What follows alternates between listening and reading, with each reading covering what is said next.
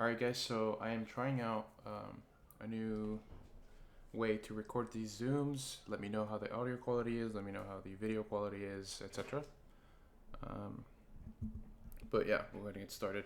So EU, I did take a loss yesterday in AU, but I did take a win the day before that. And to pull that up, I guess I'll make this simple since I can't pull up the charts on my Discord. Actually, I think I posted them on my personal markups.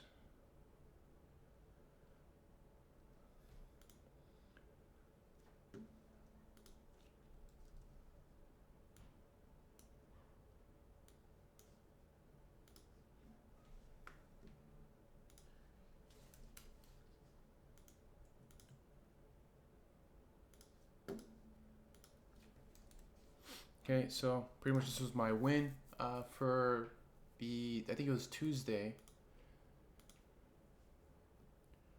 Alright, I hope some of you guys aren't having a connectivity problem. I'm seeing the same people join in. Hopefully there's no internet issues. But essentially what my win on Tuesday was a internal LGC with the objective of taking out previous liquidity. And this is one of those setups, in my opinion, where I wouldn't say it's 100%, but it gets to this is the closest to perfect that I think I can get with this trading style. The reason why I say that is, as you guys know, or if you don't know, then let me actually ask you guys this instead. What do you guys think is the general consensus of the trading style that we are teaching, or that we are trading? What do you think is the entire broad view? What is it that we are trading? I'm gonna throw you guys a hint here.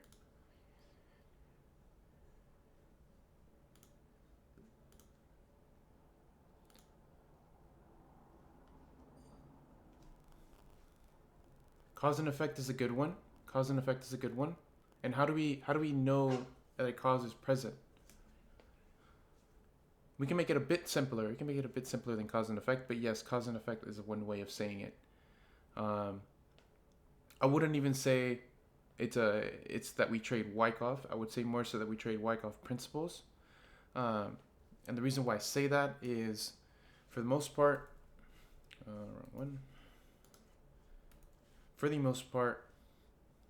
what exactly it is that we are trading is transitions. The entire basis of our trading style is to learn how to understand a transition, right? To understand which way we are trying to go. So if we're looking at this, for example, this here, actually let me just use an arrow, it's easier.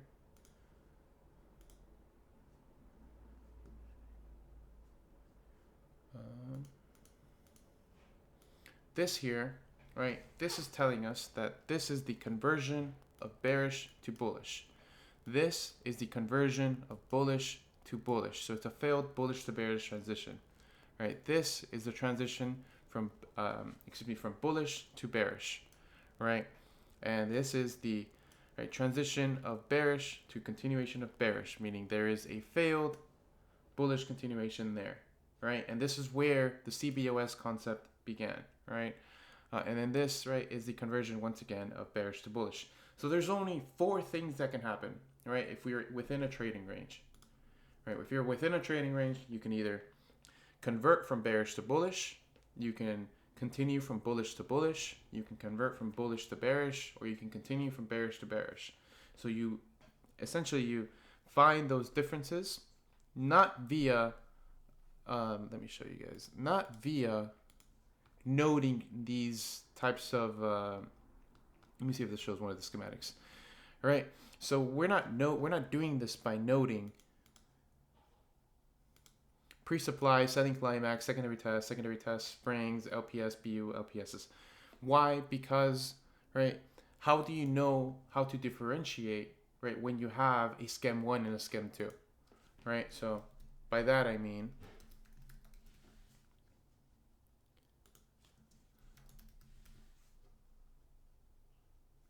let me see if we have type 1 and type 2. Type 1 Is there no type 2? Type 2, type 2, type 2. This would be a type 2. So how do you differentiate whether you're going to get a spring or not? Right? Trick question. How do you differentiate? How do you know you're going to get a spring or not? Exactly, you can't. Right? And because you can't, then we have to continue, right, based on the rules that we are using.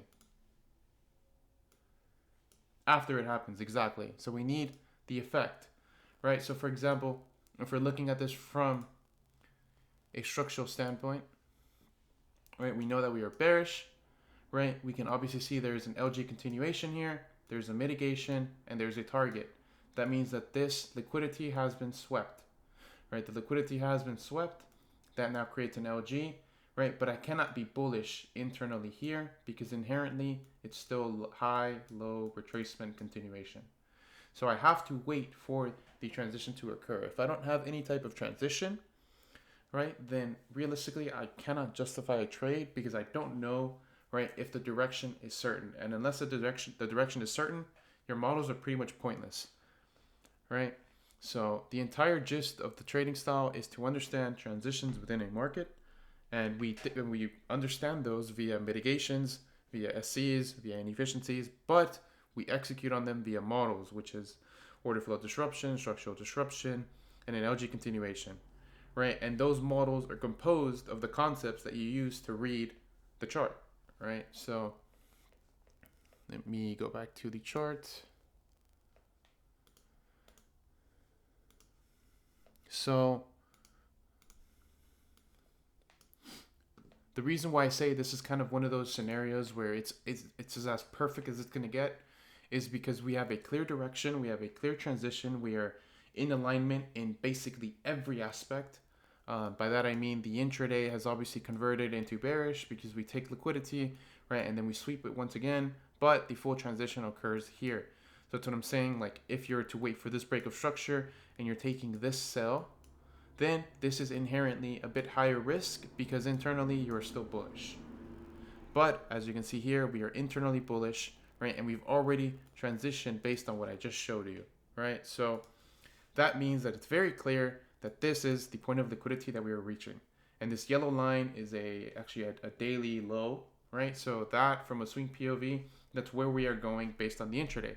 That means that this transition, right, the LGC is actually for the intention of taking out the daily low, right? But based on the model, I'm looking at a micro, right? Because this is an M2, I'm looking at a micro model, but I'm always looking for the target that's immediately after, right, that level of structure. So if I'm looking at a micro, model, then this is the micro target, right? But I'm looking for the external, which is, right, the micro model and the scalp target, right? So this is why I believe this is what just as perfect as it can be because of the SD, right? The LGC externally, right? And you could even argue that potentially there's order flow disruption as well, right? So it is a ton of confirmations in terms of the bias, right? And the reason why I took this trade here was because of the inefficiency, right? SL at the invalidation. There's order flow supporting as well, right? And this is a solidified point. That's why it's my invalidation. All of my SLs are solidified points, right? So I'm aiming for a quick delivery here, right? And that's exactly what we got. And we actually eventually got the daily low too. And right after the daily low, it started to reverse, right? And this is the reason why I'm sticking to the immediate targets and not trying to hold anymore, is because of where the model is present, right? The hard, like, what do you guys think is the hardest part of catching a quote unquote 1 to 50, 1 to 60, 1 to 70, 1 to 100? What do you think is the hardest part?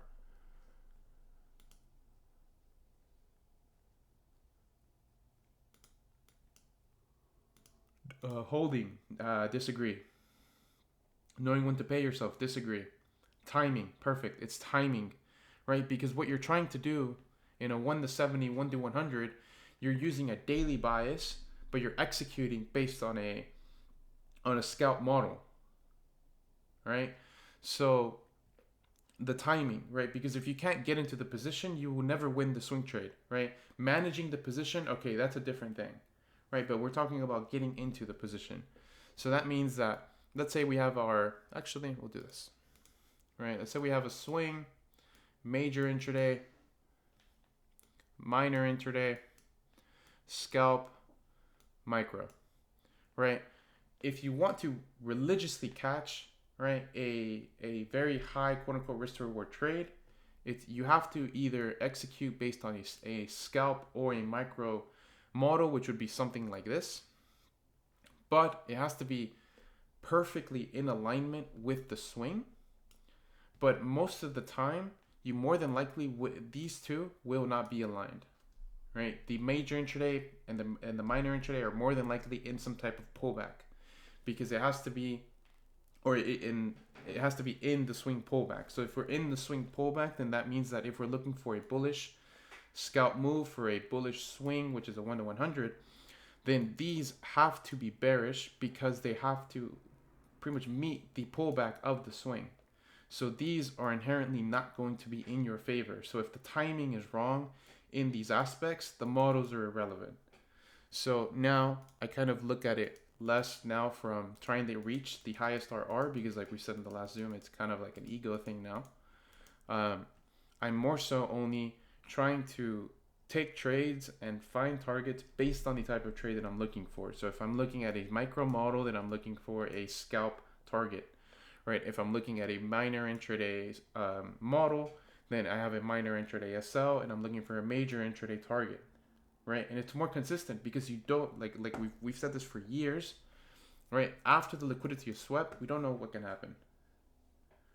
We don't know what can happen after liquidity has been taken, right? And and if you guys watch the Zooms over the past like maybe 6 months, you guys know that most of my winning trades were scalp models, minor intraday targets, and right after the TP was met, it hit break even. Right? So that was the hardest part. Why? Because the external, or whatever's in between, right, the swing and the scalp, this is not in alignment. And if this is not in alignment, or it doesn't become in alignment, then the models are irrelevant. You will never reach the high trade. So if you're looking for a swing trade, then you need major intraday perimeters to be safe, right? Because the priority isn't risk to reward, it's winning. If you can't win a trade, everything is pointless. Even risk management is pointless if you can't win a trade.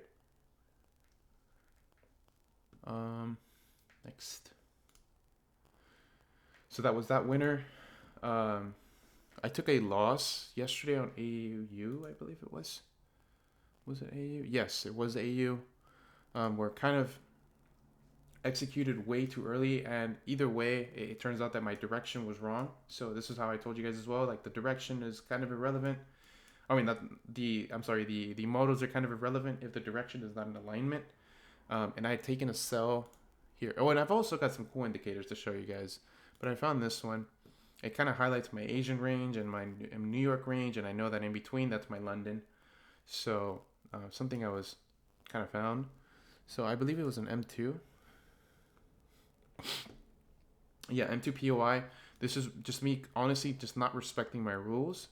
I could say that it's a focus thing. I could say that it was just me not following my rules, but at the end of the day, it's just a loss. So what I had anticipated, right, is that we had, at the moment, we did have a, let me do this in red. Right, we had a pretty much an LGC, right, and the perimeter was essentially here. And what I had done is I kind of rushed myself into the scenario, which is something I also see a lot of people do as well, right, where I kind of anticipated this engulfing to just kind of be my telltale sign as to why this is going to hit my POI and then melt, right? But unfortunately, that just wasn't the case. And I kind of ended up chasing this scenario here. And I did get a reaction, right? I did get a reaction. Let me show you guys. The reaction was there.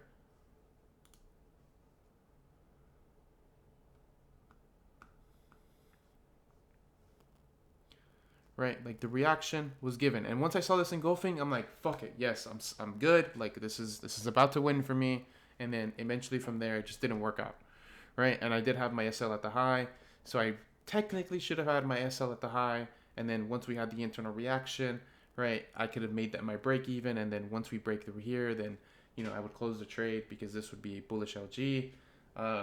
But just me being sloppy on my end, if I'm being honest, a bit too sloppy.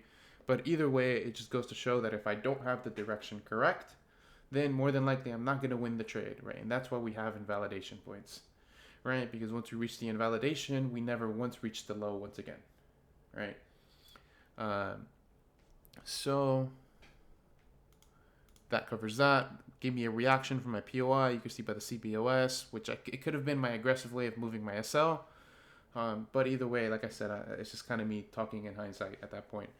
At the end of the day, it just took the loss. It is what it is, right? And then from here, right, I could have recovered, right? And this is something that I believe is also very, very difficult. It's learning to recover after a trade, because if you guys notice, right, wait 1 second. Most of the time, if you take a loss, immediately afterwards, right, if your invalidation is met, that usually shows that there's another trade in effect. And why is that the case? Because that's the way that our models are built, right? Like for example, because I took my invalidation here, that means that we have a failed reaction and we have disruption. So our models are inherently, they're essentially built to work around traps that we used to have as traders, which was just sell off of a bearish CBOS, right? Not follow trend, etc. Right? That's why most of the models are built on reactions. So because these are built on reactions, right, we have, right, the perimeter, right? We have the perimeter to be bullish, right? And this is something that this is like kind of what I reviewed after, right, my loss was taken, right? Where it's just like, damn, like if I would have anticipated this as an order flow disruption, and I have let me actually delete this stuff, and I have my perimeter ready, which is here, right? Then I would have won, right? Because realistically, if I'm looking at this trade, then I'm looking at a minor intraday move, right? Major intraday target, right? So if I'm looking at that, then I recover my loss. It's just about it's about understanding that the loss isn't the end of the world.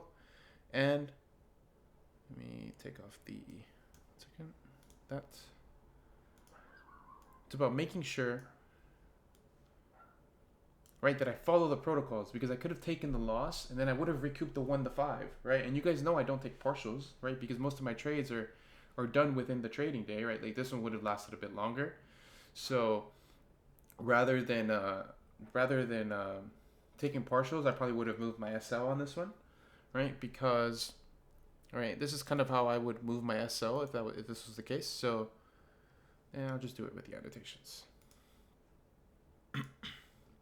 So, right, I know that my entry is here, right? But because my SL is at invalidation, is justified. But I also know that internally we have to be bearish, right? So we have, right, a bearish POI here as well, right? So the bearish POI stands itself. So I cannot move my invalidation point unless that significant high is broken. Here, right? So unless this high is broken, I can't move my invalidation point. My invalidation point is still the same, right? So I hit drawdown once, twice, 3 times, right? And then this is a break of structure, but that doesn't justify me moving my invalidation point. But finally, right, there is actually an internal POI here as well. And once, right, there is a disruption here, then we take this, meaning my invalidation is now here. So that means that's a secured, rather than taking a partial, I've now moved my invalidation because it's been set. And I now have secured a 1 to 1.2, right?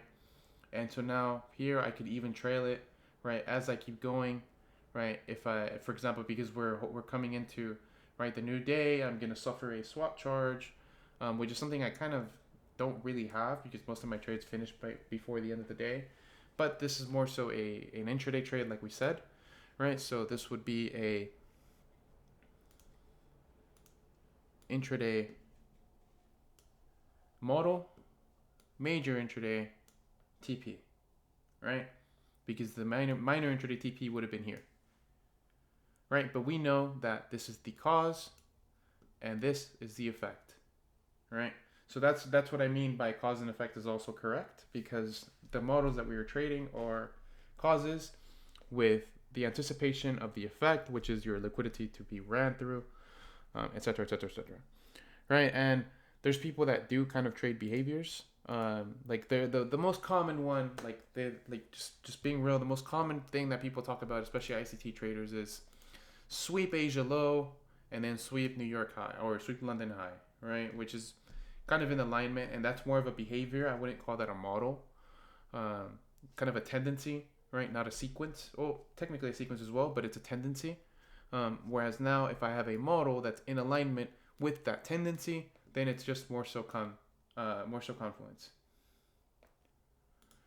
right? But that's not what we use. I don't think it's necessary per se. I just think if you understand reactions, I think if you understand the models, and I think you'll be fine. Right? So that kind of covers that scenario there. Cool. Does that all make sense, or am I losing some of you guys on that one?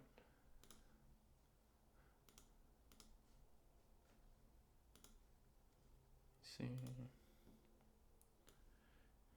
Behaviors aren't necessary.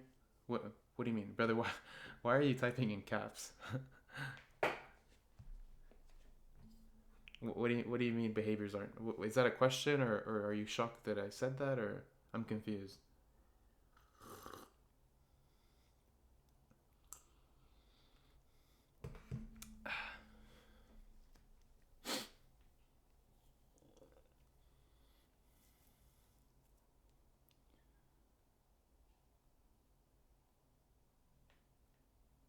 I mean, are they necessary? I don't know, bro. I don't know. I don't like. I wouldn't say anything is necessary. I just say you find what works for you. Like necessary words like should. I just don't agree with. But yeah, hopefully this makes sense. This was kind of my review for my loss this week. It really pissed me off, but I'm really happy that I didn't. I'm really happy that I didn't. What's it called? I'm happy that I didn't kind of overtrade and start chasing that sell scenario. Alex, just so you know, bro, you don't need to send me a DM because the DMs are going to be shown on the recording. So just know that whatever you send me on Discord is going to be shown on the Zoom.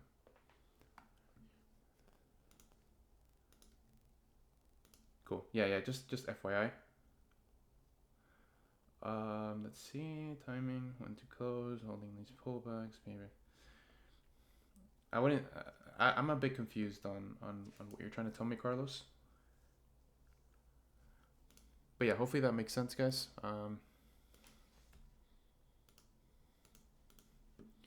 Next is today's move, which was the move that I told you guys about. I'm going to just go ahead and show you guys the picture today.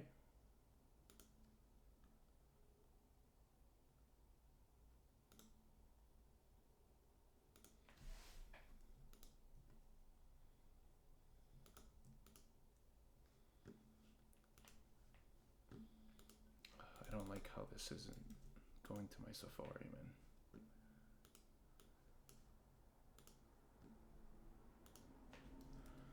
That was this scenario. Just I don't trade Fridays, so I kind of just let things. Or if I see a scenario, I call this running a drill. I'm running a drill for myself where I see a scenario and I take a screenshot and does it work out? Yes or no, and why? Right. So, like we said here, same thing. Right. There's actually a structural disruption / order flow disruption here. Let me see. The order flow disruption is here, right? We have a reaction. The reaction is measured based on the CBOS. right? Once that is measured, right, then we see a reaction to the downside. I would not buy here. This is not my type of trade. I would not buy here to go higher. That's just not my type of trade. Excuse me.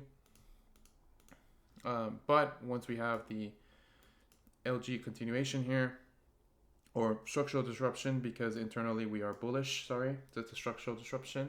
I see my perimeter, my SL is at the high here, and my target is at the low. So like we say, a scalp target, minor intraday, scalp model, which would be technically this whole thing, but scalp model, minor intraday TP, and let's go check out how that worked out. Right, so this is exactly why I say, like, I'm only doing my models based on the structural level that they're on, and I'm only aiming for the external level beyond that, and that's what I mean by the whole scalp model, minor intraday minor intraday target, right? Because we don't know what can happen after the liquidity is swept, because we know that liquidity itself is fuel, right? If we fuel up, right, then we can run for more gas, right? Once that is gone, then we go, right? That's how the whole CBOS thing started, right? Like the whole CBOS concept, which we've been using now for what, like 3 years almost, right? Since 2021-ish, 2022, 2 years, right? Is where a CBOS, right? The entire point of it, calling it a CBOS, is so that we can continue to the downside, right? So it's just so that we are in that continuation over reversal mindset, right? That's what usually happens. So, right, all this is now, it's like, this is, if you guys ever see inducement, if you guys ever see, I saw something yesterday. It's a internal range break, IRB, and then external range break, ERB. I'm just like, it's same thing, right? People just want to give it a cool name, but you guys know that this is how the CBOS concept occurred, right? Because we want to stay in the continuation mindset, right? So if you call this inducement, if you call this IRB, it doesn't matter, right? It just matters that you understand that the rule is, right, the preliminary level of structure is only the initiation of a pullback, not a sign of reversal, right? And that's why we focus on models, because most of the models are based on liquidity grabs for the most part. So yeah, as you can see, target was hit. And see, this is what I mean also, where most of my trades don't reach swap.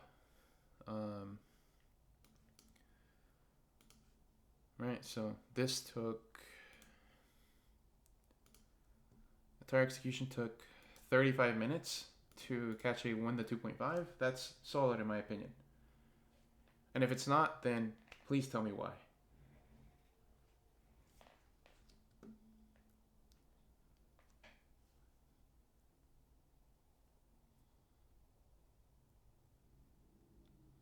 But other than that, that's kind of my whole thing for today. Something I do want to try out. I'm probably gonna try out FX Replay, just the software. I just want to just see have some fun with it, kind of get some extra practice in. The main reasons why I want to do that is, one, I do want to test my models more. I want to see how they work just on that platform, even though I know it's the same data. Two, I want to start seeing how the S&P is traded with these concepts. And three, I kind of want to test a volume profile and see if a volume profile could validate a POI or not. And just, kind of just start testing theories and see whether or not, X move or this, if a fixed volume range can tell me where a POI is exactly, and that's just added confirmation, just have my invalidation and have a winning trade. So yeah, I used to be very against indicators, but now it's kind of like whatever. Like, not using indicators, you're just doing that out of ego. It's an ego thing as well, right? Because I was talking to a member earlier, and he told me that he doesn't use volume because the data is manipulated. And I'm just like, brother, everything in this market is manipulated. Our entire style is based on studying manipulations and trying to capitalize on them. You know what I mean? So usually used it for inefficiencies, fixed volume profile. Yeah, I don't know how to use it. Like, I used it a little bit, like, back in, like, 2019, right? Back when I could barely afford fucking TradingView Pro, 2018, 2019. But I never really, like, tested it. So, yeah, other than that, right? Oh, this was something else, too. I didn't take a screenshot of this, I think. But this is something I was just, like I said, I just run drills. So there's a M5 POI. Actually, before that, I didn't explain the trade. I'm sorry about that. With the EU trade, right, we have a sweep, right, and then we also have a order flow disruption. So that changes the bias, right, and that's why my parameter was from here to here, right. And like we said, we don't know what can happen after that, but yeah, with the any fishes, where will be no volume. Okay, interesting. And I mean, even here, it could have been a direct entry as to for this to continue bullish, because it seems like there has been a bullish conversion. Bullish conversion has occurred at the change of character. So if after this target, right, I wouldn't take a sell on this directly next POI, because like I said, the liquidity has been swept. So now we probably need more liquidity to be continued lower. But this is not just a liquidity sweep. This is a bullish break of structure, a bullish LG, because we've taken out previous low, a very significant low for that, and we've taken out the preliminary high. So this now, in my opinion, changes to bullish. But obviously we know that internally we are bearish in order to reach these discounted prices. So I don't think you change to a bullish sense. Okay, so here there's a reaction, there's a POI, right? Once there is a disruption, okay, this is a justified buy, new range high, this is a justified buy, right? New range, this is a justified buy, and you're aiming for here. And so even here, you see the bullish break of structure, right? POI, continuation to the upside. But yeah, let me go ahead and take all those notes out. Okay, cool. And then this with AU as well. This is just something I was looking at on the external. This is more so of a hold over the weekend kind of trade, which is not my kind of thing. But this is kind of a typical SMC type of setup, where you have, right, the liquidity be swept. The internal is also converted into a bearish sense, right? So this entire thing here could be considered a transition, right? With the effect being, hopefully, this 1 to 5, right? So I don't know if this is going to work. This isn't the type of trade I would take. Like you guys know, for the most part, I'm looking for my scalp transitions into my minor intraday targets. I just think that's what's worked for me. I get a lot of decent trades like that, and just kind of let stuff stack up. So this could inevitably fail. I don't know, but we will see. But either way, this is not a trade I would actually take. It's just something like a type of drill that I say that I run on my non-trading days to see what can happen. But yeah, other than that, right, it seems like this could go up now. Oh, actually, I did not see this. Sorry, 1 second, guys. I did not see this.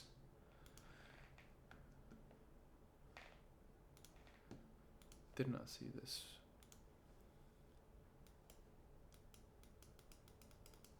There's already a reaction here based on the POI. So right, maybe on the 30-second, but the reaction is definitely there. Yep, the reaction is 100% there.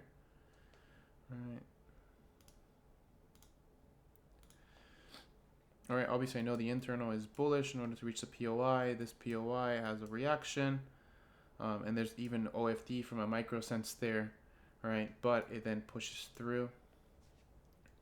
So I don't know if this reaction is going to invalidate my setup, but I know that if this high is breached, after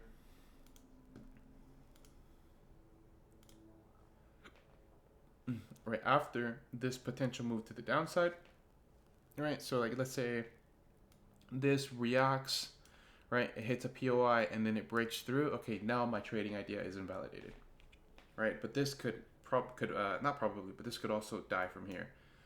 All right, just because there could also be a second POI, and then there could be a reaction, and then this could be the perimeter, and this could just die from here as well.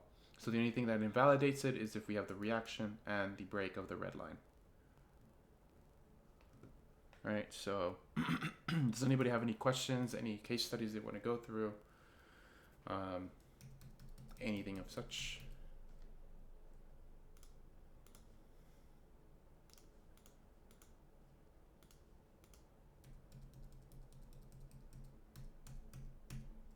How do you guys like the new color scheme though? It's cool, right? Also, I added this as well. How I do this.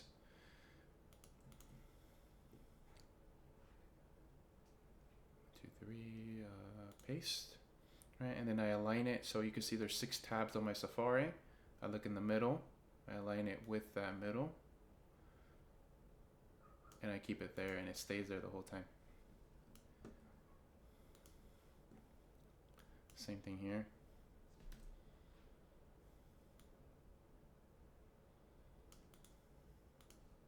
But yeah, I did find some cool indicators. Like I said, the session indicator, and I found this high and low strategy. It kind of identifies solidified points. I'm trying to see if I can make my own version of this. Just because I don't like I don't like that it shows the higher high, lower low, lower high, higher low. I'm not sure how to use the volume indicator. Yeah, me neither, bro. I don't know how to use it. That's why I was going to get a software to backtest it.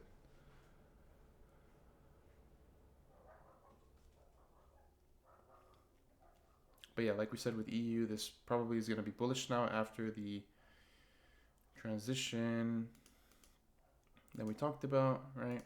Right, OFD here, right? OFD, and then here's the perimeter, the buy, and this would be a micro.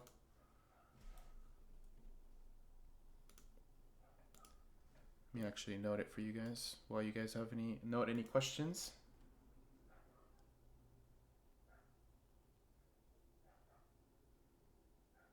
What do you mean? Oh, no. I tried that. No. This is the only setting. See, and if I put it at 0, right, the lower low or the lower high, sorry, it just will not show.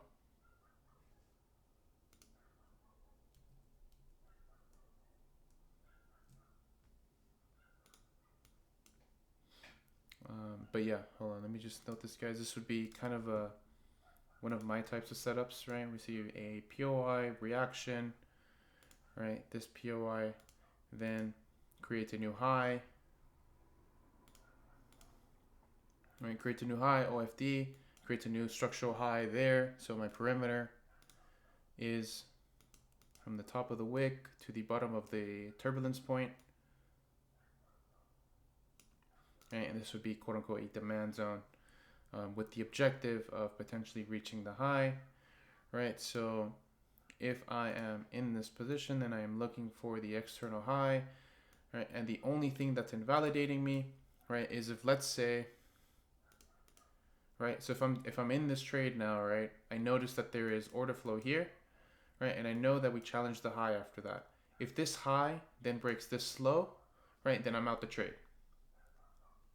So you really could move my SL to the recent solidified point, which would be there at this low, or this low, sorry, at this low. And then just see if, right, if we're either going to hit the SLM profit or if we're going to hit the TP, right? And this is a 1 to 3, which is pretty nice, you know, in the span of potentially an hour. Not too bad. But let's see.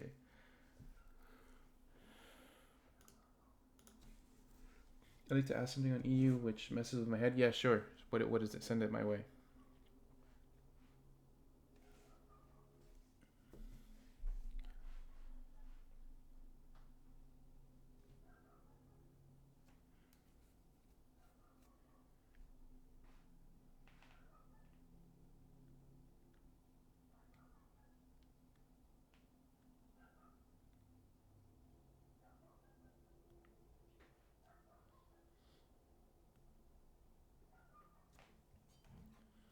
Sure. If anybody has any questions, just send it my way. I have like another 20 minutes to spare.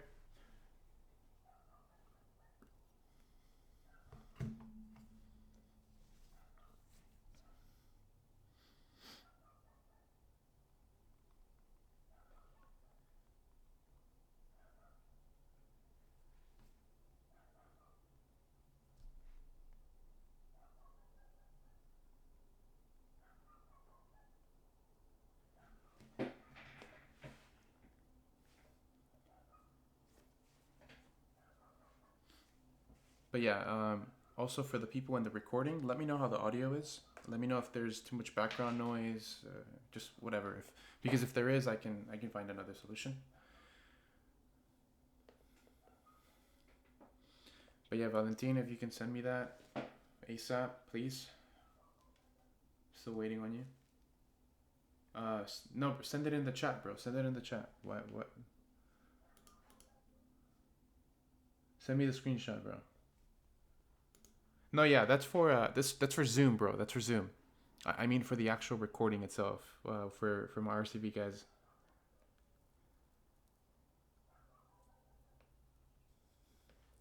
So like after this is uploaded. Yeah, yeah. Just let me know how that audio is.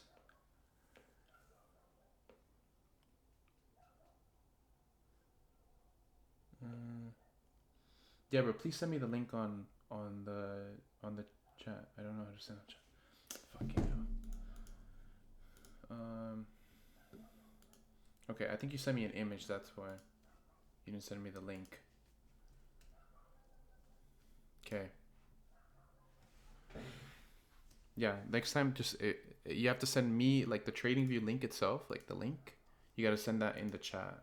Don't just take the picture. You know. That's how you fix that. Yeah, see, kind of like that. Yeah, there you go. See that helps with it optimizes for my screen automatically and my window size. That's why I like that over picture. Okay, so we are bearish, right? And I don't really know like my structural ranges here, guys. Like just to make it easy, like obviously price from left to right is going down, so this is externally bearish, right? So CBOS, right?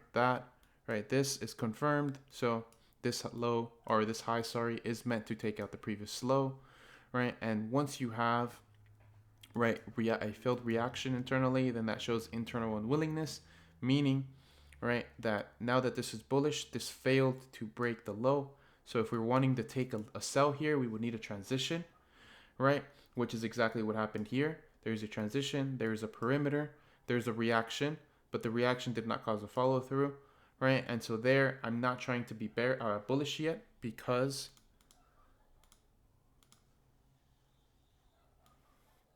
this is the entire zone, right? To be bearish, right? Until that zone breaks, I will be fully bullish. But before that, I will still consider bearish moves. So if there's a bearish transition in this range, then it's a justified trade. But if there is a bullish move in this range, then it's not as justified.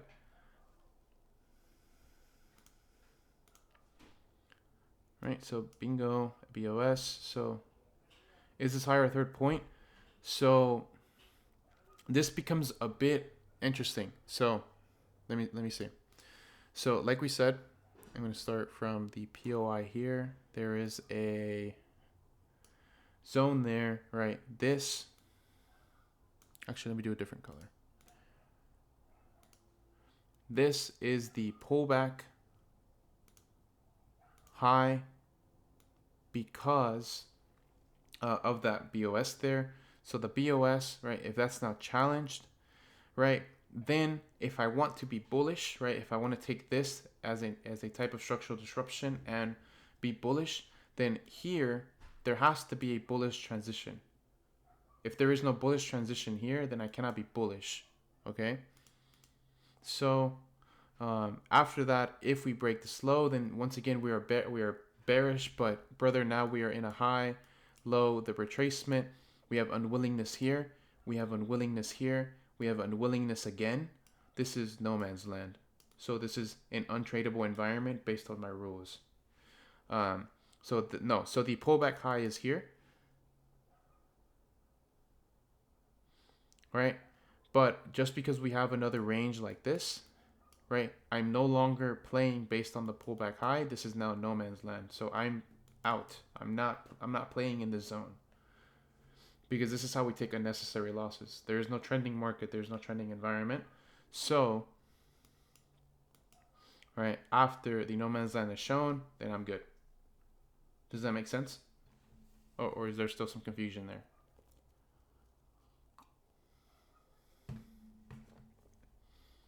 Right, so for the most part, right, there's multiple times where we fail to break a high and a low.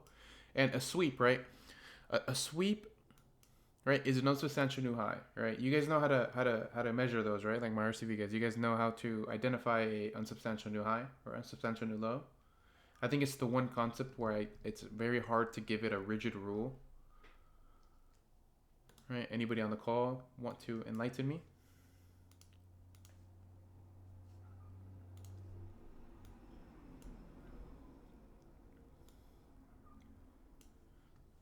Yeah, so I'll just make it simple, bro. With unsubstantial new highs, right? If I'm looking at previous highs, right? Previous high, look at the distance of that high compared to the previous high, right? That means that it's unsubstantial new high, right? So now we could just call it a sweep, right? So I know that there is a sweep. So rather than it being a new high, it more than likely can be, right, a sign of a liquidity grab to come, right? So I will not take the immediate buy here because of the sweep. Right? Because it can work, right? But look, once again here, unsubstantial new high, right? The buy failed.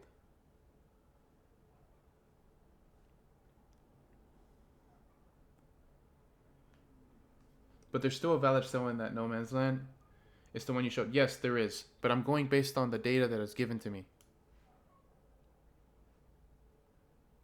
I don't know if he's using the internal. I'm only going based on the data that's given to me. This is what's given to me. This is my opinion on the data that is given to me. Right? Because this is all irrelevant, bro. I don't care what's here. Right? I just care about what's on the chart and what I can read based on the chart. Right?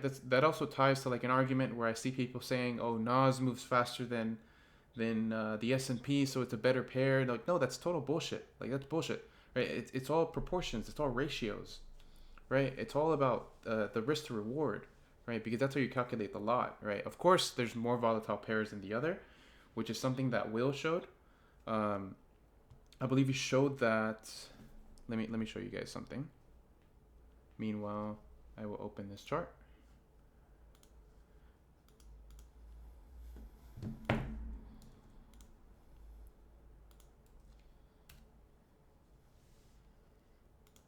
Okay, let me.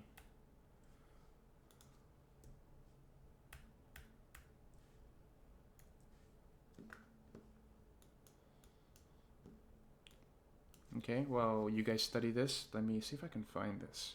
I don't know if he posted it already.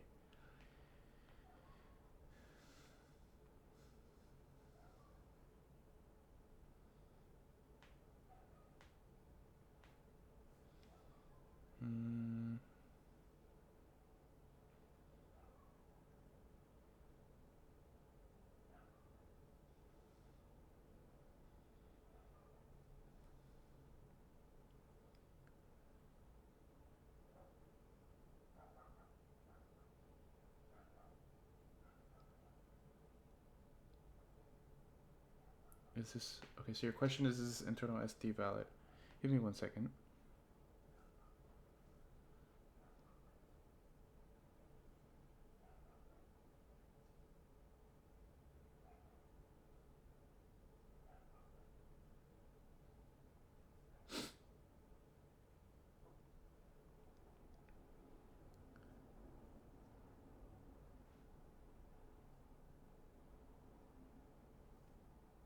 Yeah, I can't find it, but if you guys go through the chat, there, I believe Will sent an image.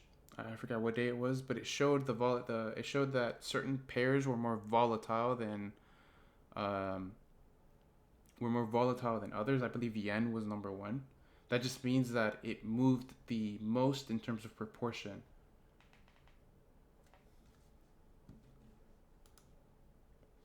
Is this SD valid? Okay, let me see. What am I looking at? So, high. Let me do a different color.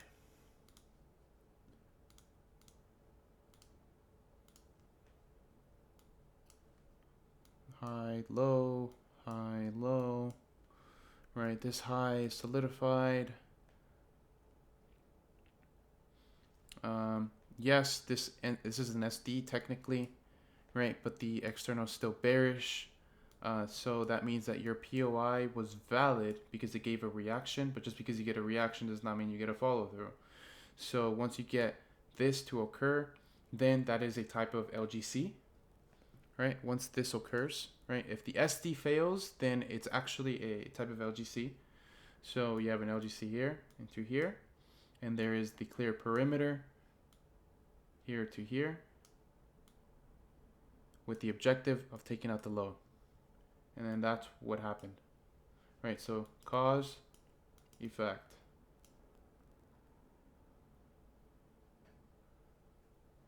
Right, so you could have taken the loss on the buy. Personally, I think your invalidation is here for the buy.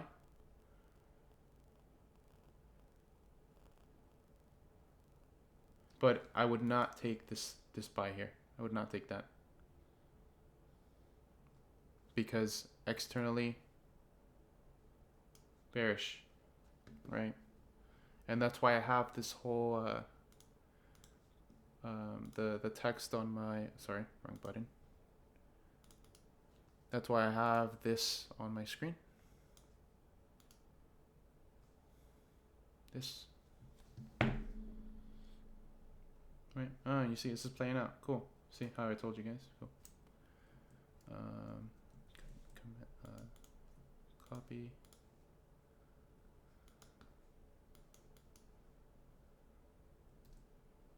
Cool.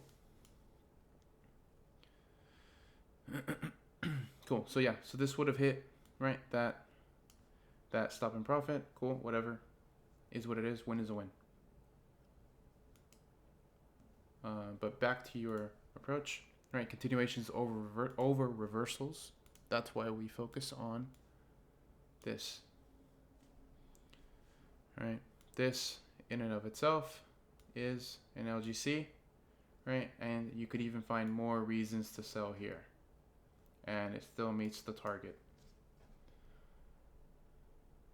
So it just depends, right? It just depends on what type of setup you're looking for, but the direction is always number one, right? Because like I said, like the most important things with trading is, for one, it's knowing how to win the trade, and I think the best component of knowing how to win a trade is getting the direction correct.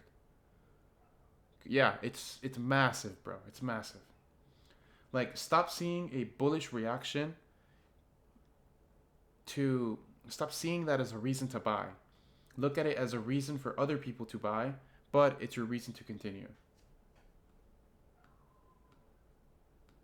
Because that's where the whole mindset of this whole inducement thing is, right? That was like the big trend right after high risk to reward, right?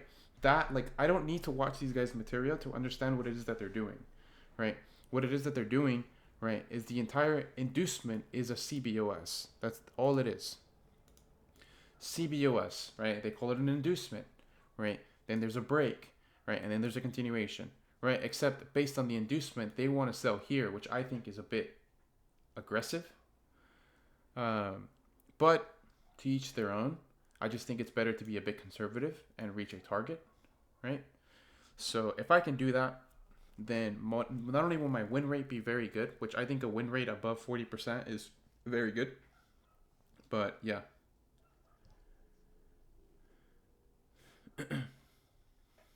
But all I'm looking for is continuations.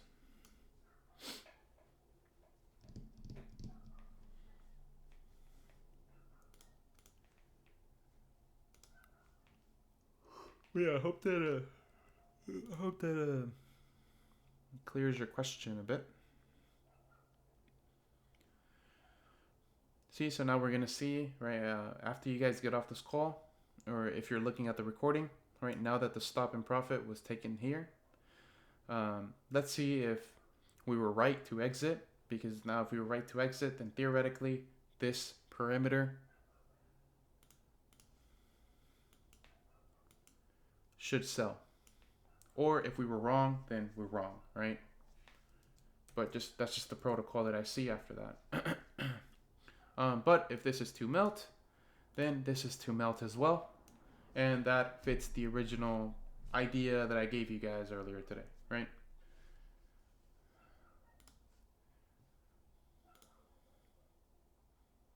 DXY, I hardly ever see it, honestly. I hardly ever see this, but my attention's here and my attention's here.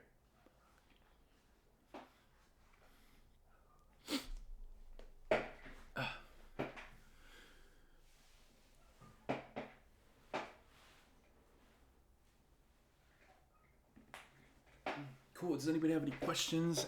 Anything else you want to cover before we wrap this up?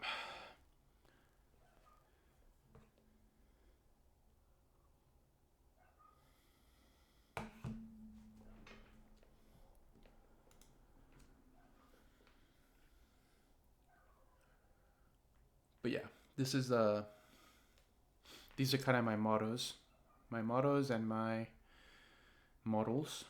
So let's see how this works out, if we were right or wrong. But yeah. Also, I'm debating on these types of drills that I run. I could just put them under my personal markups and just give like a little explanation. I don't know if you guys would like that. Just pretty much say what the drill was, what the result was. Yeah.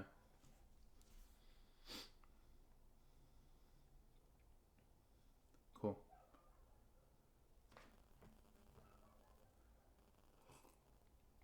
Because I could be wrong, right? I could be 100% wrong with this approach, and really what I should have done is put my low at, or put my invalidation at the low of the POI, because it could be that once this hits, then it's order flow disruption, and I could be wrong, you know. So it would be good to see why I was wrong and what the fix could be beyond that, right? Rather than doing the structural high, have the order flow high, because this is the mitigation, or this is the order flow that is going to carry us higher or carry us lower, or break through and carry us lower. So just these are different things that we have to test, right? We have to see what can happen, how they work, etc. Right? Because as we know, three things happen at a POI: the open, the 50%, or we could get a grab as well. The grab is way less common, but I do often see that we get an open and then a 50%, right? Even if that inclines bearish, weak bearish order flow. You know what I mean? But yeah, I can go on forever, guys. Like we can take this topic so many directions, you know.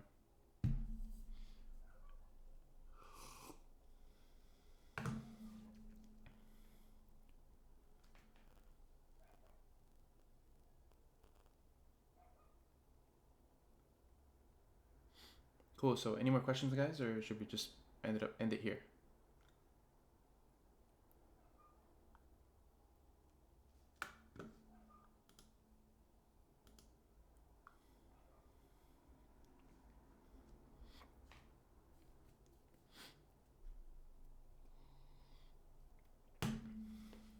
See, great zoom. But yeah, hopefully we'll see how this ends up. Sorry. We'll see how this ends up, and we'll see if I was right or wrong with this explanation of the of getting out or not. And yeah, based on that, we will see.